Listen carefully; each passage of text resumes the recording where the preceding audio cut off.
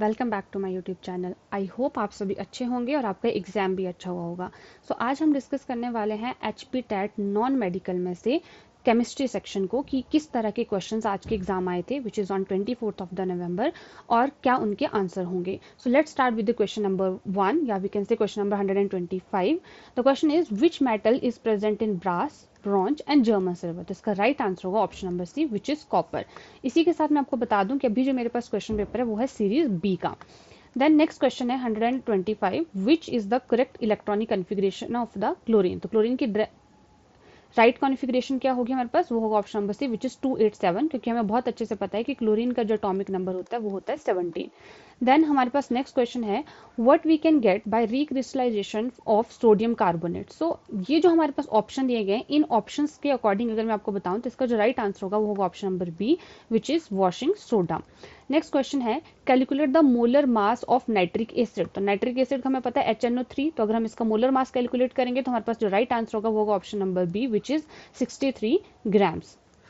Next question है question number 128 a solution containing copper sulphate sodium citrate and sodium carbonate which gives red precipitate with an aldehyde on heating is। तो वो कौन सा solution हमारे पास होता है, वो हमारे पास होता है वेंडिक सोल्यूशन। तो इसका जो राइट आंसर होगा वो होगा option number B.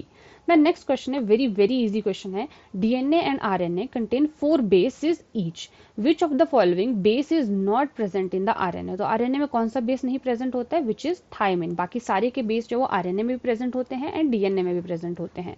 Next question है 130 विच of the following is a unit of density. तो डेंसिटी की हमारे पास यूनिट क्या होती है, किलोग्राम मीटर पर क्यूब। तो इसका राइट आंसर होगा option number B. Next question है which of the following is use for measuring the gauge pressure. तो उसके लिए हम क्या यूज करते हैं, मैनोमीटर का यूज करते हैं। इसका जो राइट आंसर होगा वो होगा option number C. Next question है molarity of a pure water. तो प्योर वाटर की क्या मोलैरिटी होती है, और जब भी हम केमिस्ट्री में पढ़ते हैं तो हम इसको एक तरह से रेफरेंस की तरह यूज करते हैं। जिसका जो राइट आंसर होगा option number A which is 55 molar. Next question है in which of the following flows in internal circuit of galvanic cell. तो गैल्वेनिक सेल के जब हम बात करें तो उसमें क्या फ्लो होता है, तो फ्लो ऑफ आयंस होता है। तो इसका जो राइट आंसर होगा वो होगा option number A. Next question है 123 in an electrolytic cell the flow of electron is from. तो इलेक्ट्रोलाइटिक सेल में फ्लो ऑफ सेल जो इलेक्ट्रॉन है वो कौन से डायरेक्शन में होता है, एक तो थ्रू इंटरनल सप्लाई होता है और कौन सा डायरेक्शन में होता है, कैथोड से एनोड की तरफ उसमें फ्लो होता है। नेक्स्ट क्वेश्चन है 131 विच of the following reaction is an example of that reaction. तो क्या होगा, और आपके यहाँ पे कैटलिस्ट को भी मेंशन किया गया, आपके पास कैटलिस्ट है निकल एंड हाइड्रोजन। तो इसका राइट आंसर क्या होगा, ए विच इज एडिशन रिएक्शन, क्योंकि यहाँ पे हमारे पास एडिशन हो रही है। नेक्स्ट क्वेश्चन है 132 which of the statement regarding the reaction given below is false. तो जब हमारे पास मैंगनीज ऑक्साइड को हम HCl के साथ रिएक्ट करते हैं तो हमारे पास क्या बनता है, तो इनमें से कौन सी स्टेटमेंट आपसे फॉल्स स्टेटमेंट पूछी है। तो इसका जो राइट आंसर होगा वो option number C which is manganese oxide is being oxidise. तो वो ऑक्सीडाइज तो नहीं हुआ, आपको यहाँ पे देख के पता लग रहा है कि उसकी ऑक्सीडेशन नहीं हुई है। नेक्स्ट क्वेश्चन है which one is the only monocarboxylic acid which can act as a reducing agent। Only mono मतलब इसमें एक ही कार्बोक्सिलिक एसिड है। तो इसका जो राइट आंसर हमें बहुत अच्छे से पता है फॉर्मिक एसिड, क्योंकि फॉर्मिक एसिड के अंदर हमारे पास एक ही कार्बोक्सिलिक एसिड पाया जाता है। नेक्स्ट क्वेश्चन है which will not respond to the coupled reaction में से कौन सा जो वो कपल्ड रिएक्शन के लिए रिस्पॉन्ड नहीं करता है। तो कौन सा नहीं करता है, नाइट्रोबेंजीन। जब भी हम बेंजीन वाला हम एरोमेटिक चैप्टर वाला पढ़ते हैं उसमें हमें ये देखने के लिए मिलता है। Which of the following has the highest boiling point. इनमें से किसका सबसे ज्यादा बॉइलिंग पॉइंट है, जिसका सबसे ज्यादा मॉलिक्यूलर वेट होगा, तो किसका है, ब्यूटेनॉल 1OL मतलब एल्कोहल का। तो इसलिए हमारा राइट आंसर होगा option number D. Next question है in which of the following oxalic acid is found. तो इनमें से किसमें ऑक्सैलिक एसिड पाया जाता है, हमारे स्पिनच में पाया जाता है। जिसका राइट आंसर होगा option number C. Next question है 137 a metal react with oxygen to form a compound with the high melting point.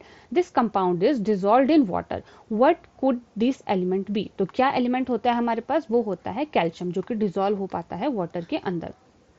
Next question है deuterium is an isotope of which element. बहुत ही easy question पूछेगा कि कौन से इन elements में से deuterium जो वो आइसोटोप है। तो किसका आइसोटोप है, वो हाइड्रोजन का। हमें पता है कि हाइड्रोजन के कितने आइसोटोप्स होते हैं, 3 होते हैं, उसमें से एक आइसोटोप हमारे पास होता है ड्यूटेरियम। नेक्स्ट क्वेश्चन है the IUPAC name of the following compound. First of all इस क्वेश्चन के जो आंसर्स हैं वो सारे के सारे ही रॉन्ग है, तो आई थिंक इसका आपको इजिली मार्क्स मिल जाएंगे, क्योंकि हमें इसमें देखने को मिलता है हमारे पास जो है एल्डिहाइड ग्रुप दिया गया और यहाँ पे किसी भी ऑप्शन में एल्डिहाइड ग्रुप नहीं दिया गया है, तो इस क्वेश्चन को ही हम गलत मान सकते हैं या फिर हम कह सकते हैं इसके आंसर्स को हम गलत मान सकते हैं। नेक्स्ट क्वेश्चन है, why is tin electroplating done on iron in tin cans for storing the food item. Very easy, हमें पता है क्यों किया जाता है, because tin is less reactive than iron, तो इसलिए इसका आंसर होगा option number A. Next question है, match the naming reaction in column 1 with the participating reactant in column 2 and the point or the correct match। तो इसका answer क्या होगा, मैं आपको ऐसे बता देती हूँ, इसका जो राइट आंसर है वो है ऑप्शन नंबर सी। आप मैच भी कर सकते हैं कि फर्स्ट का आंसर होगा एस, फर्स्ट हमारे पास जो है सैंडमेयर रिएक्शन का हमारे पास राइट आंसर होगा ऑप्शन नंबर एस। देन जो सेकंड रिएक्शन है उसका हमारा आंसर होगा ऑप्शन नंबर आर। देन जो हमारे थर्ड है उसका जो आंसर होगा हमारे पास option number P, first one. And जो फोर्थ हमारे पास रिएक्शन है उसका आंसर होगा हमारे पास option number 2 which is Q. तो इस हिसाब से हमारा जो राइट आंसर है वो होगा option number C. Next question है, what is X in the following. तो ये जो हमारे पास रिएक्शन दी गई है तो इसमें एक्स क्या होगा, तो जब हम बात करते हैं कि जब हम कार्बोक्सिलिक एसिड को, मतलब सोडियम कार्बोनेट हम बात करते हैं एक तरह से, जब हम रिएक्ट करवाते हैं तो हमारे पास क्या बनेगा यहाँ पे, इसका राइट आंसर होगा option number A which is methane. Then next question है हमारे पास, which one of the vitamin is water soluble. तो हमें पता है कि सिर्फ 2 ही वाइटामिन जो वाटर सॉल्युबल होते हैं, vitamin B and vitamin C, तो यहाँ पे हमारा राइट आंसर हो जाएगा option number C which is vitamin C. Question number 144 है, which of the following is not a D block element. तो हमें बहुत अच्छे से पता है कौन सा वाला नहीं है, पोलियम, क्योंकि ये हमारे पास पी ब्लॉक एलिमेंट में आता है, तो इसलिए यहाँ पे जो राइट आंसर होगा वो होगा ऑप्शन नंबर बी, बाकी सारे हमारे डी ब्लॉक एलिमेंट्स में आते हैं। नेक्स्ट क्वेश्चन है, which of the following is a unitless. इनमें से कौन सा यूनिटलेस होता है हमारे पास, mole fraction is a unitless, बाकी हमें पता है मोलैरिटी की, नॉर्मेलिटी की, डेंसिटी की, सबकी एक यूनिट होती है। नेक्स्ट क्वेश्चन है, rust is a mixture of. तो रस्ट किसका मिक्सचर होता है, Fe2O3 एंड FeOH थ्राइस, तो इसका राइट आंसर होगा option number B. Next question है, when an acid react with the metal then which gas has been liberated. Very very easy question, कि कौन सी गैस लिबरेट होती है जब भी कोई मेटल एसिड के साथ रिएक्ट करता है, HCl करता है, तो हमारे पास जो गैस लिबरेट होती है वो होती है हाइड्रोजन गैस, तो इसका राइट आंसर होगा option number B. Next question है, isotope of an element are. तो एलिमेंट के आइसोटोप्स क्या होते हैं, व्हाट इज द डेफिनेशन। उसमें हमारे पास जो डिफरेंस रहता है वो नंबर ऑफ न्यूट्रॉन्स में रहता है, तो उनको हम बोलते हैं isotopes. Difference is in the number of neutron. यहाँ पे ऑप्शंस भी इतने इजी हैं कि हम इजिली देख के बता सकते हैं। नेक्स्ट क्वेश्चन है, what is the false concept of the following. Chemical reaction occur when electric current flow through a conductive solution। तो which of the following observation is not obtained। तो तब कौन सी वाली ऑब्जर्वेशन में से नहीं देखने को मिलते, that is C, the colour of solution will remain same. No, जब भी इस तरह से हमारे पास केमिकल रिएक्शन होता है, जब इलेक्ट्रिक करंट फ्लो होता है, तो वहां पे कलर ऑफ सोल्यूशन जो है वो चेंज हो जाता है, that will not remain the same.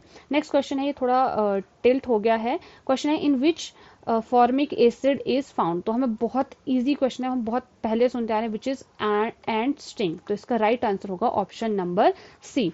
So I hope आप सभी ने अपने क्वेश्चंस को चेक कर लिया। अगर आपको किसी भी क्वेश्चन में कोई भी डाउट है तो आप कमेंट डाउन कर सकते हैं। आई होप आपके ज़्यादा से ज़्यादा क्वेश्चंस ठीक होंगे। अगर आपको वीडियो अच्छी लगी होगी तो वीडियो को लाइक करना, शेयर करना ना भूलें। साथ में चैनल को सब्सक्राइब करें, बेल आइकन को दबाएं ताकि आपको आगे की सारी नोटिफिकेशन मिल जाए। Thank you.